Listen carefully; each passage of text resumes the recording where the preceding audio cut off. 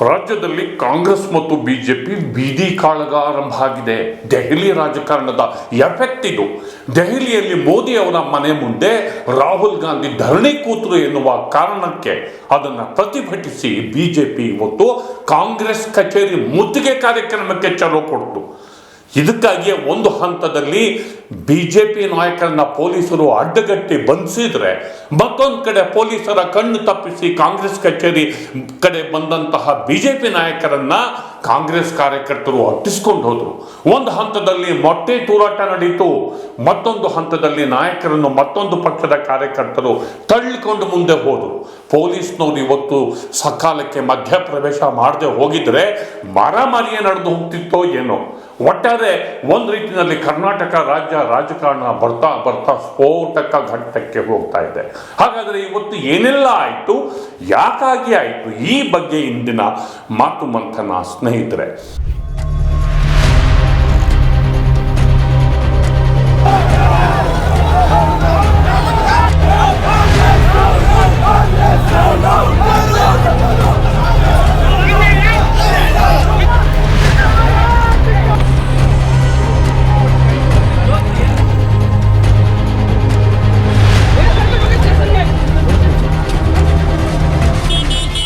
ಗೆಳೆಯರೆ, ದೆಹಲಿಯಲ್ಲಿ ಕಾಂಗ್ರೆಸ್ ಮತ್ತು ಬಿಜೆಪಿ ನಡುವೆ ಭರ್ಜರಿ ಜಟಾಪಟಿ ನಡೆದು ಬಿಟ್ಟಿದೆ.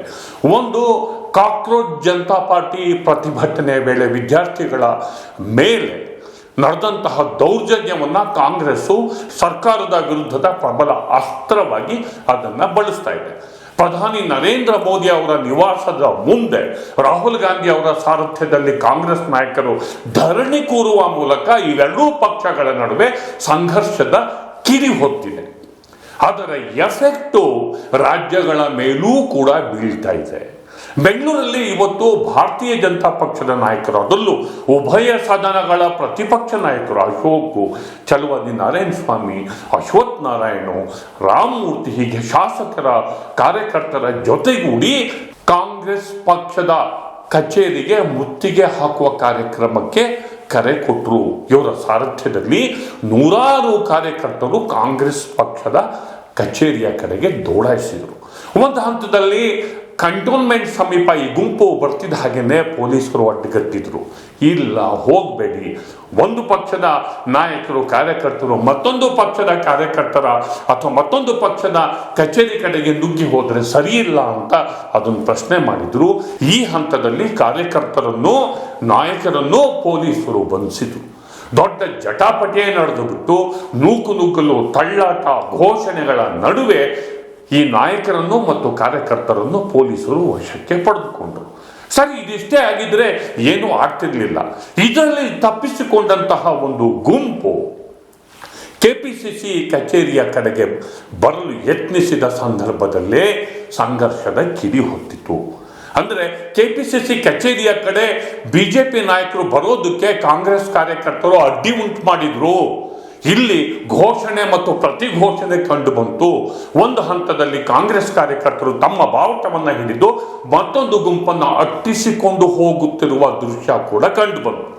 ಶಾಸಕ ಹರೀಶ್ ಅವರು ಅಲ್ಲಿಂದ ಮುಂದೆ ಕೆಪಿಸಿಸಿ ಕಚೇರಿ ಕಡೆ ಬರಲು ಯತ್ನಿಸಿದಾಗ ಮೊಟ್ಟೆಗಳು ಅವರ ಹತ್ರ ತೂರಿ ಬಂದವು. ಅವರ ತಲೆಗೆ ಮೊಟ್ಟೆ ಏಟು ಬಿದ್ದು ತಲೆಯೆಲ್ಲ ಆ ಮೊಟ್ಟೆಯ ದ್ರವದಿಂದಾಗಿ ಹಳದಿ ಬಣ್ಣಕ್ಕೆ ತಿರುಗಿದಂತಹ ದೃಶ್ಯ ನಮಗೆ ಕಂಡು ಬಂದಿತ್ತಾದರೂ ಕೂಡ ಪೊಲೀಸರು ತಕ್ಷಣ ಅವನ ರಕ್ಷಣೆಯಲ್ಲಿ ಕರೆದೊಯ್ತು. ಅಂದರೆ ಇದು ಅಕ್ಷರಶಃ ಎರಡು ಪಕ್ಷಗಳ ಕಾರ್ಯಕರ್ತರ ಬೀದಿ ಕಾಳಗದಿಂದಾಗಿ ರಣರಂಗದಂತೆ ಕಂಡು ಬಂತು. ಒಂದು ಕ್ಷಣ ಆ ಪ್ರದೇಶ ಪ್ರಕ್ಷುಬ್ಧತೆಯಿಂದ ತುಂಬಿತು.